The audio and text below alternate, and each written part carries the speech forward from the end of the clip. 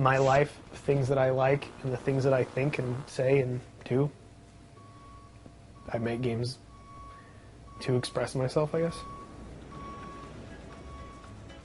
It's hard for me to talk about Santa Cruz because I've never lived anywhere else. It's just normal. I mean, I grew up here. My mom was obsessed with the beach, so that was like always her dream, is to live in Santa Cruz, so that's where she forced us to live. I don't know, I grew up here. It was like a skate surf town. I never got into either. I stayed in the house and played video games and drew. Monsters. I only drew monsters. I drew weird shit. There's like a big giant drawing of a kid with a bunch of like weird, like a demon inside of him that's scratching to get out. In third grade, my teacher recommended that I be evaluated, psychologically evaluated, because she thought I was mentally disturbed. My mom said that no, he's just an artist, he likes to draw. And she said that's not art, that's a cry for help.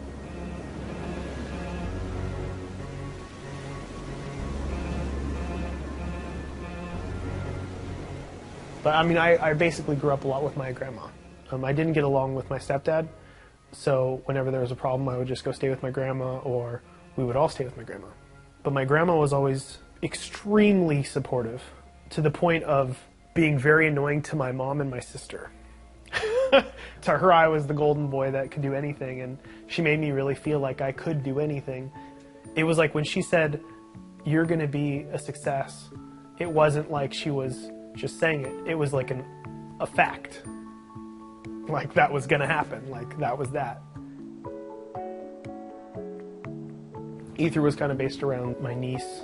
She kind of reminded me of me because she didn't really seem to like to play with other kids, and she liked to just do things by herself and explore by herself, and she was very imaginative, and she really liked monsters. So that whole thing like brought me back to when I was little, and I thought, how cool would it be to like make a game that could put other people inside my mind when I was like 5, 6, 7, and that was Ether.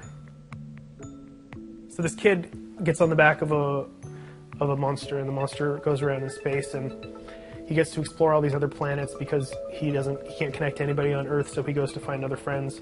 But all these other planets are inhabited with these kind of weird or sad or nervous creatures. And he goes and tries to solve their problems. And he solves the problems, but they don't become happy.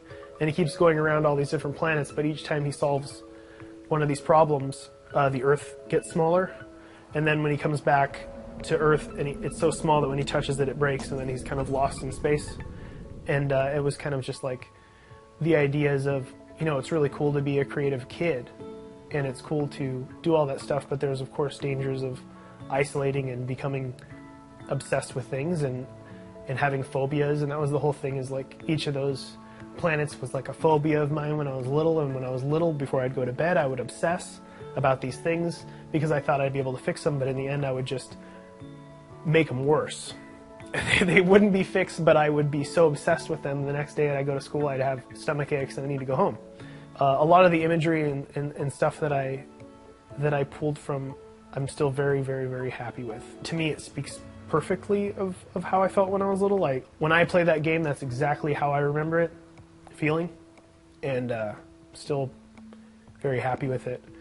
And then shortly after that, my grandma passed away, and she had a box of my drawings that she saved when I was little, and that's when I found this picture that I had drawn of me in space, floating. And this is Edmund floating in space, and my friend too is space, or something like that. Space is my friend, and my friend too is me. I should break that out.